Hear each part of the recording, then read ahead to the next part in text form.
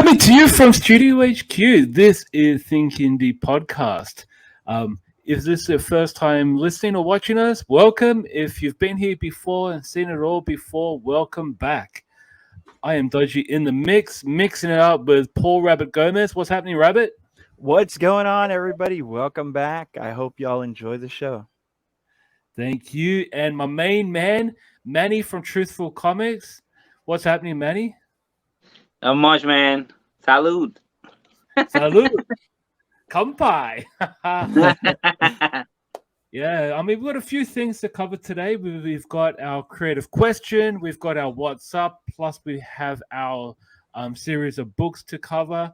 But before we jump in, we're going to shout out our sponsors. Are you an aspiring comic creator but don't have the tools? Look no further than Thermon Comic Creations. There are sessions for different ages and different levels of experience. If location is an issue, that is not an issue as classes be held digitally via Zoom. Jump on to thermoncomiccreations.com. And Manny, what's happening October 1st? Buy Indie Comics Day! Woo! It is. If you're a creator like our panel today, reach out to your local comic book store, make an event, celebrate local creators. It is Artist Alley in your LCS. Man, the day is going quick. Another 3 months and it's happening. Yeah, time is flying. It sure is when we're having fun, of course. But what's any new buzz for Bonnie Comics Day? I haven't heard nothing. I got together with Slover Library here in Norfolk, Virginia. And we're gonna do some sketch duels. We're gonna put two artists in a versus competition and with a timer. And then the crowd is gonna give us a character, and we're gonna draw it. And when we finally finish all the drawings, we're gonna auction them. And we're gonna help some charities in the Norfolk, Virginia area. So it's gonna be just something fun. Yeah, and please, you got to share it with the fans out there, the thinkers. For Think Indie podcast, it would be definitely exciting to see. Yeah, share it about. Yeah. Fantastic. And this week's creative question was an interesting one because a creator who created Spencer and Locke, that was a book through Action Lab Comics back in the day when Action Lab was a thing, or they did action. Now they're an in-action lab. And Spencer and Locke, the creator, David Pepose, now the artist, or the writer of Savage Avengers. His books were taken and were trashed on a media site because of the fact that he jumped ship from being an indie creator to moving into the big two. And that actually inspired my question for the week, and that is, do you consider an indie creator a sellout for working for the big two, DC or Marvel? We'll start with you, Rabbit. What are your thoughts on this? Complete sellout. No. Here's the thing. I mean, if you're an artist, writer, anyone in the industry, you kind of aspire to be the elite. And the top of the food chain, whether you like it or not, is Marvel and DC. And if you actually reach it just for that little bit glimpse of a time, it could propel your career in ways that you couldn't imagine. I mean, just think about being able to get a free table at a convention or being noticed because you were a Marvel or DC person. I don't think it's sellout. I think it's a step in the right direction, whether you stay Marvel, DC. And it doesn't matter that if you venture out on your own while you're in Marvel or DC, because usually they don't exclusively lock you down. So I don't see it as a sellout. Yeah, you're right. And a lot of us actually got our first book may have been a DC or a Marvel comic. And why wouldn't you want to jump on that? It's like wanting to be in a Star Wars movie. You know what I mean? It's like you aim for that. And Manny, what are your thoughts? Yeah, no, absolutely not. If whoever says that going to work for the big two is a sellout, is simply because they're not the ones doing it. That's all there is to it. It comes from a place of hate. If you know, in my younger years, I would have been one to say, well, nah, you gotta stay indie, you gotta do big. But I didn't have responsibilities. You know what I'm saying? I live for myself. When you have Yeah. responsibilities, you have to pay for a mortgage, where you have to feed your kids and stuff like that. Yeah, you need a high paying job, and that's as high as you can get if you do comics. You know, unless you have a major hit like Robert Kirkman with Walking Dead or something like that. But those are few and far in between. You know, you have to, Mhm. if you join Marvel or DC, even Archie or even Dark Horse, something like that, a bigger publisher that can get eyes on you and your work. Mhm. Like Paul said, and then you can go to a convention and you can say formerly Marvel writer or artist, and that'll bring people to your table, and then you can show them your work. It's the means to an end, the way I see it. So Mhm. Yeah, I mean, we look back in the day, right? We heard stories in Image when Liefeld and Jim Lee were behind schedule, but that never happened when they were in Marvel, because right, they had a team that would actually put them on track. They had a fluid running machine, but when the responsibility was that, this was Jim Lee and Rob Liefeld's publisher, they were far behind. Their books were coming out not monthly, like quarterly almost in some cases, because they were running on themselves. They didn't have that sort of that machine. And not to say those guys didn't have money. Of course they had money, but they didn't have the tools that or the philosophy or mindset that they had when they were working for Marvel, because all they were doing is drawing. And and they were that just might be, opening up pages. yeah, that might be the problem too. If you have too much money and you're doing whatever you want, then there's nobody to tell you you need to be doing this. One Mm-hmm. of the biggest cases in that, like that, I actually just bought. This is why I'm mentioning it, because I just bought the Battle Chasers anthology, that has all Mm-hmm. the issues, all the sketches, and all this stuff. And I Mm-hmm. used to adore, and I still do. I used to love that story and Joe Mm-hmm. Madureira's artwork. Oh But yeah, when Mads he's awesome. right, but when he started putting his own comic, it was amazing. But then there's nobody, it's like you having a wild Mustang, and you don't have Mm-hmm. nobody to wrangle him in. You know what I'm saying? Like he'll run and do whatever he wants, but nobody's telling him, this is the way you need to go. Mm-hmm. And he even said it himself. He got too carried away with video games and other things that he could have focused if he was under somebody telling him you need to be drawing as many pages, whatever it is. So right now he is the person in charge, and he has an artist working Mm-hmm. on the next few issues for Battle Chasers, and they're gonna continue where they left off back in Ooh. Like whatever it late was, mid-90s, right? 1998 or whatever it was. Yeah, Yeah. so So I'm super excited. So one of the other advantages being, a brand new writer and whatnot, it's like you can't really find that many artists that are going to work with you. But if you actually get into that Marvel and DC and say, "Hey, I actually did one book of I did Marvel or DC," you find so many more people that are wanting to work with you that it's that much Mm. of a benefit. Why would you turn that benefit down? I mean, even if it's just for a little while, I wouldn't say it's a sellout. Like I said, I think it's a step up in your career.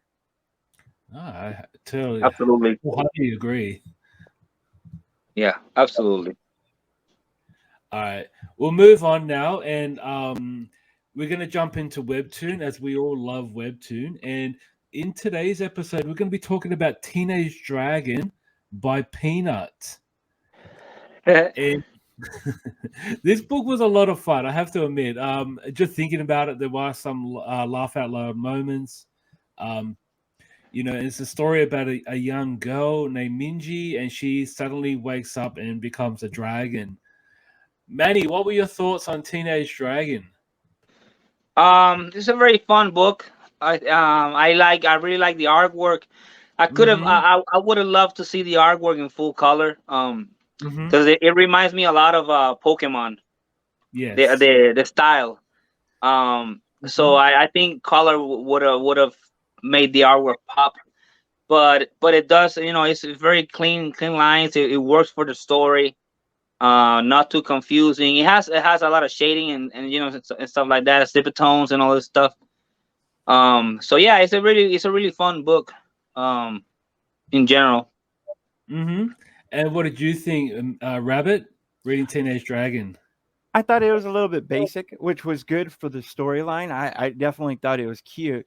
I'll reiterate that, you know, I felt that it did need that color to pop out at you. That the story was really good. That flowed very well. I think the only thing that I would have left out were probably the cuss words. Yeah, Because exactly. I don't think they really were necessary. You could have skirted them with one word or another, and there were so few of them that they really didn't have any impact at all. So it was like the story would have done a lot better without those. But that's really my only vice to this good story. Yeah, I totally agree. It is unnecessary. I mean, it does add humor, but it's sort of like you're right. It's unnecessary, and it takes away a lot of the readers that would look at this from the first glance and be like, "Oh, I can't read this." Right, Manny? Have you proven yourself? Yeah, and this is something that if there's any young creators watching this YouTube or listening to this podcast, this is very important. If you add curse words, make it count, make it be necessary. Because if you put curse words in your story, you're immediately cutting your audience in half. Right? 100%. Anybody below 14 years old, they can't even buy the comic unless it's with a parent. So you're doing yourself a disservice in a story like this one. It's such an accessible story with such fun characters, and you're limiting your audience by adding curse words that, like Paul and Dodgy said, it adds nothing to the story. You could have easily called them another word. Heck, it's another world. You could have made up a word. Yeah, you could have made up a fake curse word, and it'll work just the same. Or do what Stan Lee used to do, made a couple of sound effects that the person knows is a curse word without having to have a curse word, and just solve that problem. It's just it's one of my pet peeves in comics. It's just so unnecessary, you know. But hey, there's certain levels of stuff that could be added to comics, like curse words or nudity and stuff like that. And if you don't need them, if they don't add that impact or really present a story in the way that it needs that kind of item, then why put it in? To me, it was very few curse words, and they could have skirted it with either just scribbles, a different word, you know, even a word that was like heck or darn bolded, instead of just you know, a simple curse word. But it was lost in translation to me. I didn't think it was necessary. Other than that, like I said, to me, it was a very good story. Yep. Yeah, you're not wrong, and there are some elements of the story that just made me laugh, especially when she's like giving the gold back after being told that she was meant to give the gold, and you see what I did there at the bottom of the screen? I put some characters there. That's what I should have had instead of the curse words. But look, I think overall it was a fun story, and just some of the pages or some of the panels just made me laugh, and especially when Dominic, who's like the main, I think he's the brains, but he's like the background guy. He's almost like the Rob Schneider in the Adam Sandler movies. You can do it. He was like the guy that just spoke, and it was like Dominic speaking again. I love that because he just comes out with all the intelligent things that are happening that the other people are not seeing. But I do like some of the dialogue as well, especially when the dragon is like, because when she meets Gilbert the Dragon Slayer, and she's like, oh snap, he has scars, he's a gangster. But it's coming from a teenage girl, like in real life. And she's from South Korea, not South Korea. I thought that was funny too. And it's such a, I mean, it's a good story because it basically shows you the origin of the main character. It kind of transitions from one of the supporting characters from hating her to actually standing up for her. So there's progression in the story. So it has a few things going for it. Including the artwork, which is pretty good.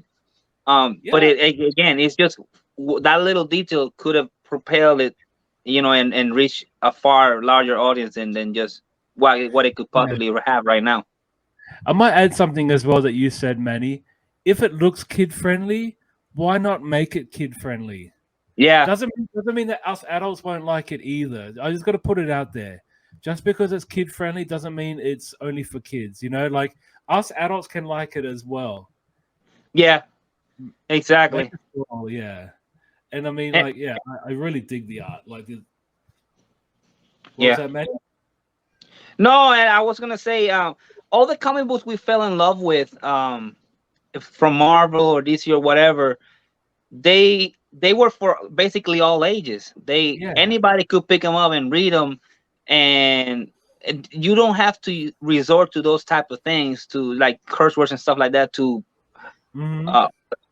give your point. You know what I'm saying? To make your point, you can make your point with different ways. Unless you have I mean, it's your creation. You can do whatever you want. But I'm saying, like, if you have a title like Spawn or The Walking Dead or something like that, yeah, okay, put nudity, put brain splatter all over the place, whatever, curse or whatever.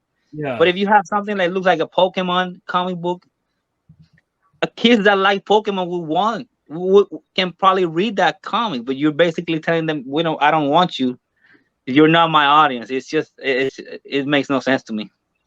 Yeah, you're not wrong there. I mean, if you think about the movie like Ted with a cute teddy bear, but when that mouth opens, he's anything but cute. But you know what I mean? You gotta make it one or the other. If you're gonna make a Ted like show, make the most viral, someone you just want to throw something at type of character. Yeah. All right. Funny. Moving on, we're going to talk about Indiegogo, and the project we picked up today is Nobody's Princess by Marcus McNeal. Lady Theodosia Aravel escapes a luxury and responsibility of nobility to stage her own kidnapping. This is a 4-part miniseries written by Erin Keepers, art by Katrina Laird, letters by Mohammed S. Syed, and colors by Bruna Belford. Okay, let's start with you, Rabbit. What do you think of the concept of Nobody's Princess? I thought it was a cute concept. It reminded me of, those Disney kind of princess movies. The one thing I really want to say about this campaign, and I say it just about every time I see this, it didn't really have a video. And that always concerns me whenever I see that. It did have a great layout, and it did talk about the characters very well in the story. So I did like that aspect of it. Yeah, and Theo looks so cheeky. That's the thing I like about her. Manny, what did you think of the art in Nobody's Princess? The artwork is really good. It's very clean. It's almost it almost looked like Disney animation. It's very, very well done. The story is a cool story. I guess anybody can read it, but I think it's more geared towards girls or a female audience. But I guess anybody can read it. But it reminded me a lot of Brave. The movie from the Disney movie. Yes. It's basically that she's a princess. She has to fulfill her duties, marry whoever she has to marry, and she doesn't want to. So she tries to escape. She gets kidnapped on the way, or she wants to show everybody that she don't have to do what the establishment says. So it's a story, with kind of like another story we've read before or we've seen before, but it's it's very well done. Yeah, I love the artwork. It looks very good. Yes, you're not wrong there, but just looking at it, there's no digital platforms that I could see that are readily available for those who live far away, and yeah, it makes it hard for someone like myself who, where shipping can cost a fortune. I would like to see more digital platforms because one, like you said this before, Rabbit, is like it's 100% profit as a creator. As 100% profit, you're not losing anything. To click an email, yeah, you might use a bit of finger muscle, but it doesn't cost you anything to send it.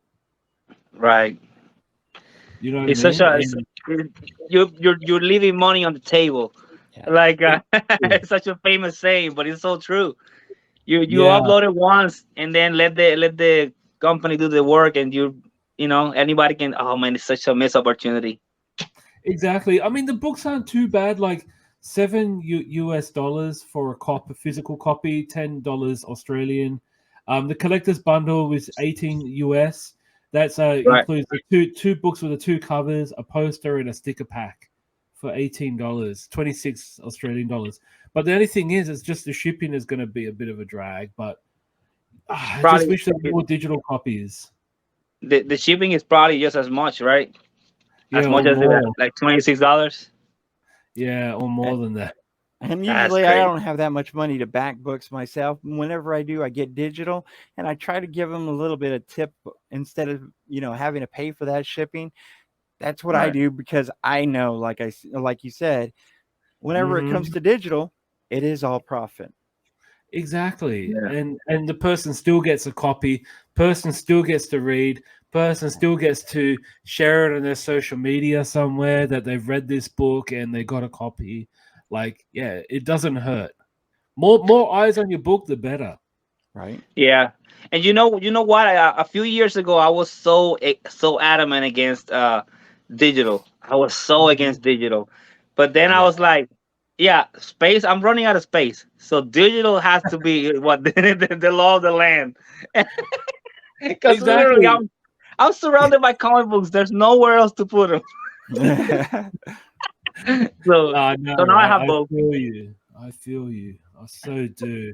Like I was like buying them to read and then find out I had like long boxes I needed to sell because I didn't have the space anymore. And I've read them already. Yeah, Ah, you go in bed and you tell your wife, "Hey, don't jump on the bed because all the long boxes are underneath the bed." That's when you know you have too many comics. oh my goodness. Wow. Yeah, you better be careful. You should Yeah, get those that's too many. titanium long boxes.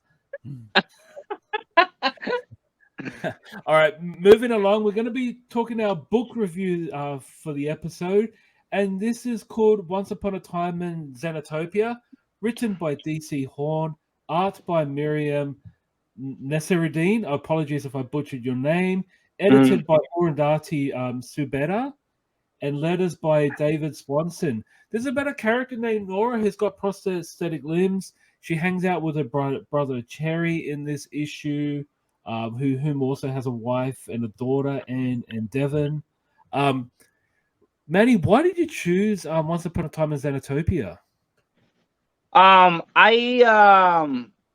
saw this comic on Instagram. I think it was Instagram or Twitter. I'm not now. I can't even remember, Okay. but I saw it, and between commenting on the comic or whatever, the creator reached out to me and said if I could review it. So I was Okay. like, sure. So he sent me both copies, and there's a lot of people that send me comics like that to review and stuff. But when I saw this one, I was like blown away. I was like, man, this looks fantastic, man. The story starting from the main character that's handicapped, right? It's not every day you see a character with disabilities, and she basically has two prosthetic legs. Is it that alone made me feel like, wow, I need to give this a shot. And then when I saw the pages, it looks like almost photographed, like it's so detailed. Yeah, this book was amazing to me. How about you, Rabbit? What did you think of Once Upon a Time in Xanatopia? I love the art. I mean, you can't get away from the fact that is beautiful, beautiful art on each and every one of those panels. I thought the story was a little bit short. To me, it was like you were sitting down just hearing a story from your uncle kind of thing. I didn't know where it was going, but I mean, it was cute in a way if you're into sci-fi, I guess you could say, because she's like a paladin. Yep. And he's her sidekick. But there's a lot of questions that I had, but most of like I said, the art in this book was just off the chart. The story did flow well. It was nice and easy. It was easy to understand. Yeah. Yeah, I mean, definitely. Yeah, I think it's more or less like they talk about their past life. So all we know that the brother and sister sidekicks, as you mentioned, Rabbit, and they haven't been around each other for a while, and now they're going to rekindle that relationship by going on a new adventure. So we see a bit of that at the end. I thought Cherry's costume was a little bit boxed. I thought it looked like a cosplay costume. Yeah, but mixed between an armors. Yeah, exactly. It looks like a homemade armor, but look, I'm not gonna discredit it. It looks really good. You mentioned the art was fantastic. And that scene when Cherry is playing with the flames, wow, what a little cherry on the cake. Yeah. Or cherry on the pie, as you know, no pun intended to the character's name being Cherry, but that was pretty amazing. Like if you look at it, it looks really nice. And then his wife is like, no magic at the table. It's also like basically the story is a conversation. The second issue number 2, I already read it, and it's action from beginning to end. But in here it's a conversation between two brothers and his wife and kid, but it's like an underlying tension from the wife, and it's basically like you have a friend that never comes around, but when it comes around, your wife is nervous because he used to be, you know, crazy, or he used to get you in trouble or stuff like that. So I think that's it. It's like an unspoken word. Basically, it's basically he's saying, well, she's kind of nervous. Nora says she hates me. She tells him, your wife hates me, and he's like, no, she doesn't hate you. She's just nervous because she knows you're gonna take me away. Basically, we're going to do whatever. It was definitely a cute intro. I mean, it was it made me want a little bit more, especially at the end, because whenever they're beneath us, and then it pops up, and I'm like, man, it was just getting good. Oh my god, issue 2 is crazy, dude. But also too, guys, like you can pick this up through Global Comics, and there's Global Comics with the IX at the end. COMIX. Issues number 1 and 2 available there, so you can read it. But in saying that, though, please check it out. It's a really amazing book, and beautiful. It has that like a TV show feel to it, right? Wouldn't you say? Yeah, it would work really well, and it was very, very fluid, and kind of feels like maybe DC Horn is like a screenwriter or something, because it felt very, very fluid, like a TV show with pictures. All right, we're moving on now to What's Up, and this is part 2 of our focus on Will Eisner, and that is What's Up with a Contract with God. This was an interesting one because upon reading the intro, Will Eisner said that this was like a gift or like a love letter to his fans, especially his more sophisticated fans who were loving the spirit but maybe just wanted something more. And I didn't know this, guys, but this was one of the very first comic books to be labeled as a graphic novel. And to be actually have it on the front of the book. So I think this was the actual comic book that actually started that trend of naming books graphic novels. Can't say for certain, but this did come out in 1978. Rabbit, being an Eisner fan, how was this for you? A Contract with God. You know, this was the first time that I read this, and I was dumbfounded with such amazement. It was art. I mean, whether you're focused on the lettering, whether you're talking about the story, whether you're talking about his art and the way he did it, just precise. It was just beautiful. And I really want to talk about the lettering, because if you notice how specific he was on certain words or paragraphs or pages, just made you feel a different way.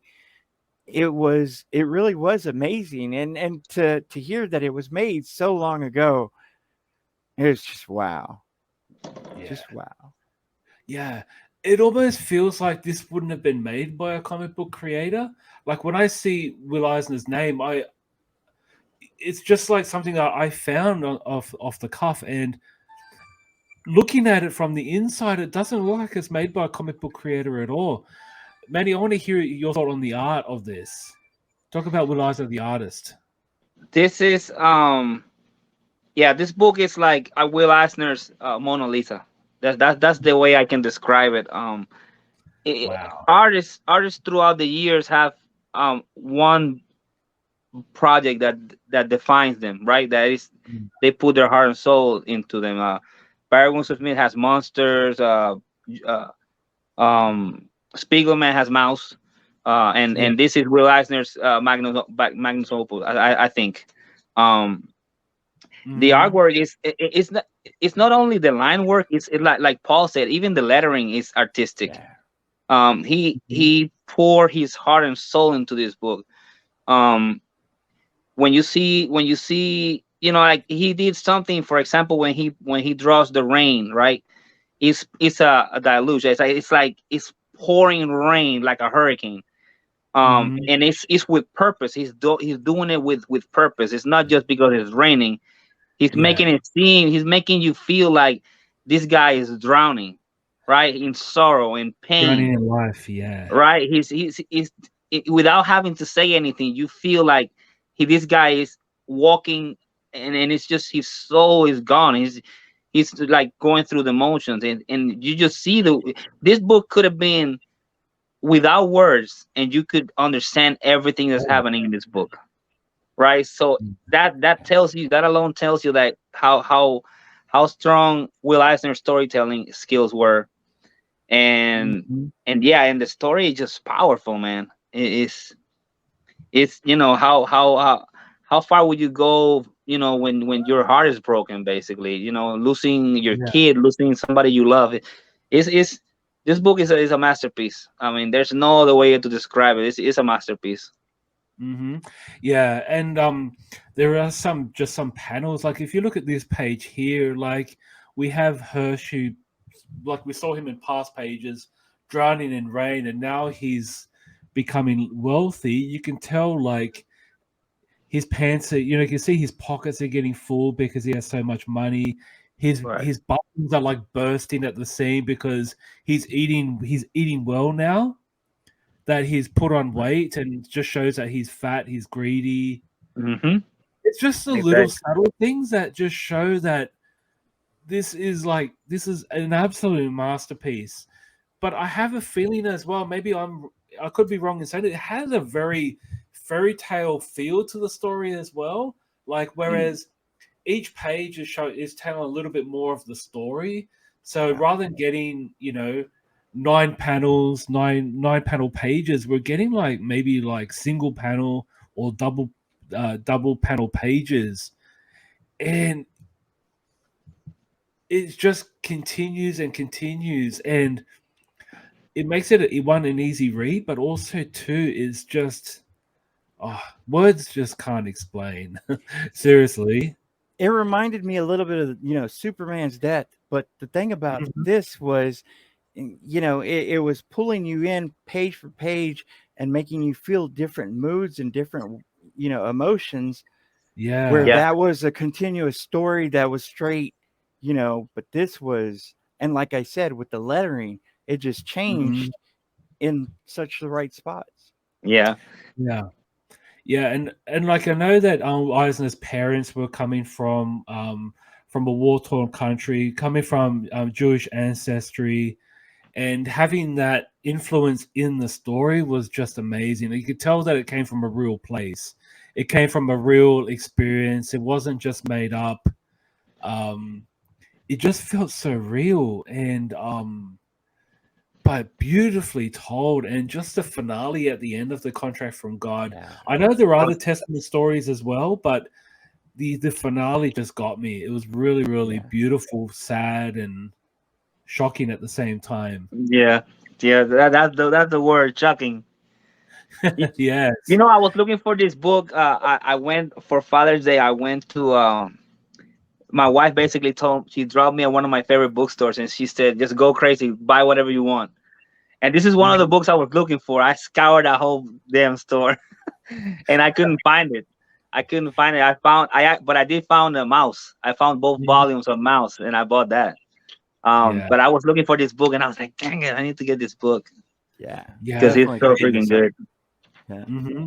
It's a book that's been republished multiple times. Like the copy that we've got is actually published by DC because DC had a relationship with the Eisner family during that time. I think now they're with Dynamite, so Dynamite might now have a copy of this. But yeah, it's a book that's been republished multiple times under different publisher names, publishing companies. So yeah, I think it might be one of those books that you just have to be at the right place at the right time. Maybe even try a bookstore that don't sell new books, that might sell secondhand books. You might find it. Yeah. Any which way I can find it, I need to get that book. Yeah. Yeah, I think you're right. I think I might have to source it as well if I can find it. But yeah, it's truly a book that just blew me away. And judging by the cover, I wouldn't have thought so, but man, it's amazing. Yeah, this is Will Eisner's masterpiece for sure. He's Mona Lisa. Definitely. And Rabbit, just to wrap up this segment, but how happy were you being an Eisner fan to actually read this, and how did it feel?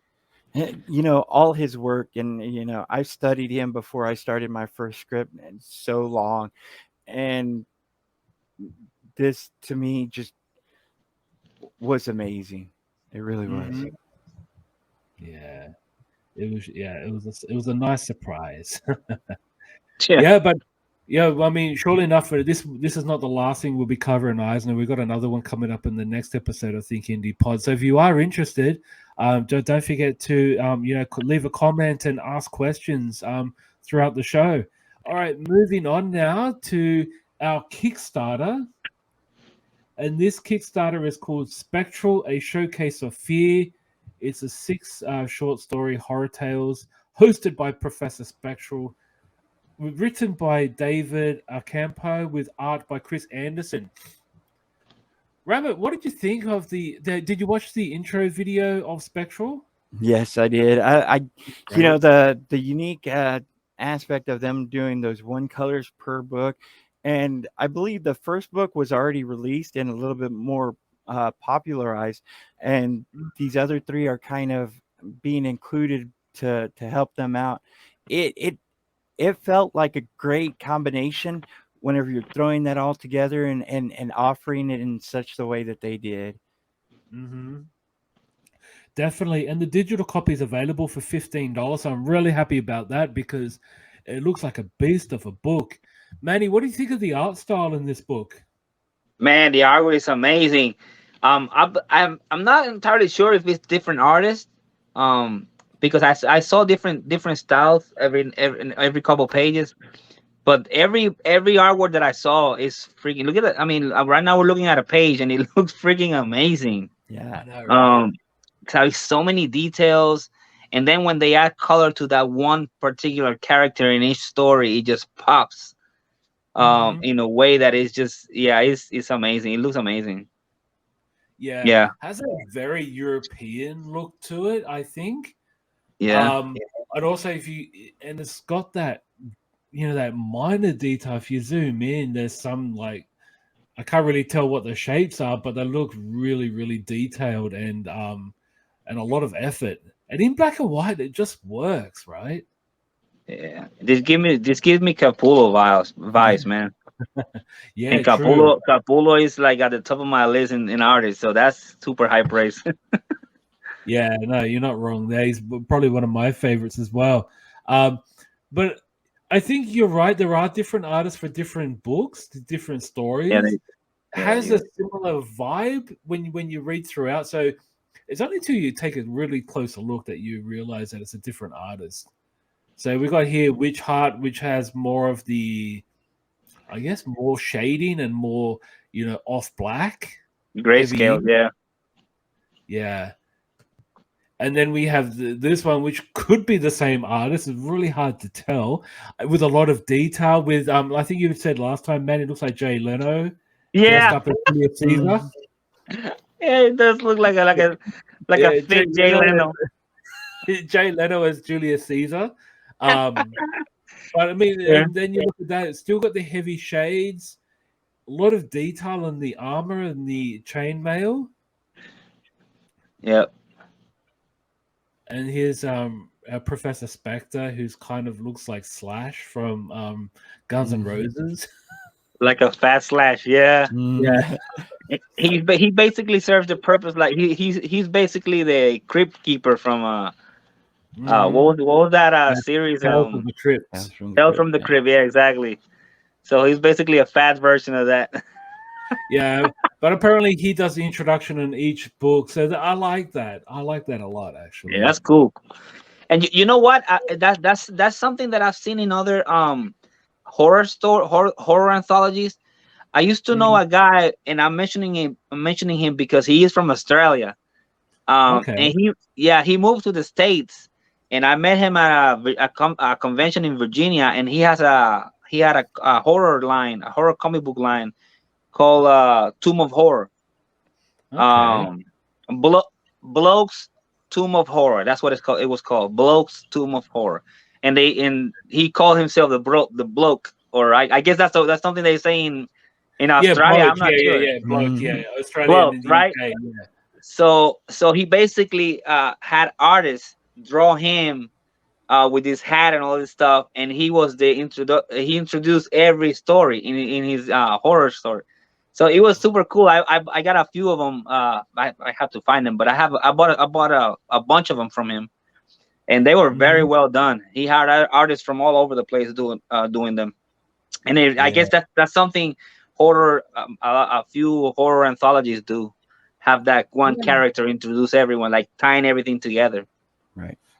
Because I don't think, like think about it. That not only was it in that, there was another show, like a animated series, whereas. Was it that Scooby Doo with the had the guy that looked like Doctor Strange, and he had that ball that he would just he would say, in this episode our hero Scooby Doo will be going to die, and then suddenly a new episode launched, whereas Scooby Doo and the little kid is like running away from monsters, but the guy looks so much like Doctor Strange, like ridiculously. He even had the salt and pepper around the sides of his head. Yeah. And I know EC. I'm not sure, but I think EC Comics did the same thing. But I don't know which character they had doing that. At least in some of them, I don't know all of them. But yeah, I guess that's something they do. I think it's cool because one, it makes it easier to introduce the story, and two, that. You don't have to read anything in the past to get a grasp of what's happening. Yeah, it's less jarring when you see all these different stories from that don't tie in together in the same book. You're like, what the hell am I reading? But if it's somebody basically telling you, well, this story is about this, and now we're gonna go somewhere else, it kind of moves the story along. It helps you keep reading and reading. Yeah, it's pretty much helps that transition. Yeah. Once upon a time, there was a man. Right. And he had a plan. And he was going to do this and go there. I mean, there's nothing wrong with that. I think it's great because, again, we've said this a million times, right? Someone's comic book could be the very first comic book. It doesn't need to be a number 1. It could be a number 3 of a 5-part miniseries. Who cares? It's still a first comic book, and we got to treat it that way. It cannot be like, oh, you got to buy 1, 2, and 3 to understand what's happening. Yeah, that's true, but it's still you want to enjoy the one that you got. Right? Yeah. Don't want to be also confused and go, what the hell is happening? Exactly. Let's make comic books fun. They should be fun. But this book does look like a lot of fun, and I think it really is a book. $15 for a digital copy. I mean, seriously. And I think it has 90 pages. Is it 90? Or is it more? I think it's more. I thought it was 300 pages. That's what I thought too. It was 300 story pages and like 100 extra. Damn. That's a good deal. Exactly. You know what I mean? Like, yeah, That's bringing the good deal. yeah. It doesn't say here off the bat how many pages there are, but I know when you read further in, there are a few pages. Like, and I really love it. And some of these creators are industry experienced guys, so you're not getting any like I guess what I mean to say is like these are experienced people. You're getting really good quality work. Yeah, and for the price, my goodness. Yeah. Yeah, you can't beat that. So important. That's why digital is so important. I mean, I think you know your philosophy rap. I think needs to stick. It's pure profit, and guys should be creating. I mean, yeah, the physical books are always wonderful and always preferred, but at the same time, they're easy access, quick. It's quick. It gets to the door real soon, and also it's 100% profit. Like digital is important, and we got to remember that. And maybe somebody don't have $5 to buy your book or 10 or whatever, but they have 99 cents or 1.99 to buy your digital copy. Yeah. And again, it's free. It's all profit. So yeah, you don't lose nothing. You don't lose nothing with it. Exactly. I mean, if they give it to a friend to read, I mean, you got two sets of eyes reading it. Right. That's what you want. That's the ultimate income you should be looking at. It's how many eyes am I getting on my book? Right. Exactly. Yeah. But overall, do you guys think this is something you'd be interested in? I mean, I know I am. I'm definitely in. Yeah. With the quantity, definitely. I mean, it looks great. Quality looks great. So I mean, yeah. Exactly. Yeah, absolutely. No, amazing. I mean, this has been a real fun episode of Think Indie Pod. Just going around the board, guys. What do you? Rab, we'll start with you. What are your thoughts on the books that we talked about today? What are your ultimate takeouts? Well, I mean, Will Eisner, amazing. I mean, simply amazing. Yeah. You know, if you get 300 pages in a story, I mean, why wouldn't you look at it twice, especially with that kind of quality? Mm-hmm. You know, I love simple stories, and that's the way that Dragon Webtoons was. It was nice and simple. Teenage Dragon, yeah. I mean, it was all a little bit of everything in there, and it was real good stuff. Yeah, definitely. Manny, what were your ultimate takeouts? I feel ashamed that I hadn't read Contract with God before. Yeah. I think the panel's all with you on that because I don't think any of us have read it before. Right. It's and you know what? Not a lot of people talk about it. I've never heard anybody talk about it on in the internet or anything like that, which is shocking to me. Yeah. So that's one takeaway. What's that? Could it be controversial? Could that be the reason? It could be. It could be.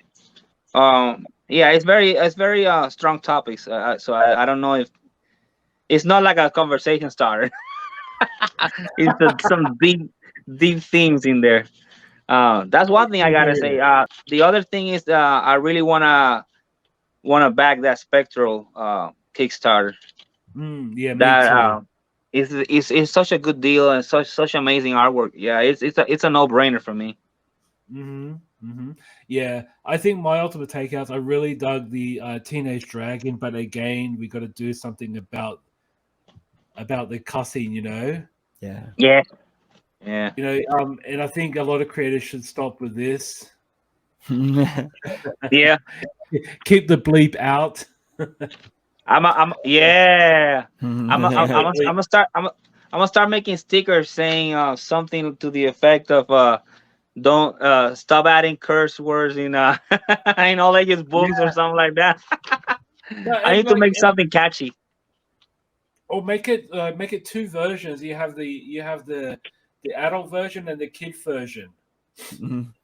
I mean, why? I mean, yeah, why not? But anyways, and I also really dug the art in Once Upon a Time in Xanatopia. I thought that was the art in that was like off the charts. Yeah. A Contract with God, of course. I'm like, that was an absolute like. I was a bit nervous bringing it to you guys because I thought, I saw the number of pages. I actually thought you guys might be like, "What the hell? I'm going to read 300 plus pages." I'm like, "No, just read 62," and then 62. But they're easy pages. The easy pages to read, and that 62 I think I read in half an hour. Yeah, you fly through them, man.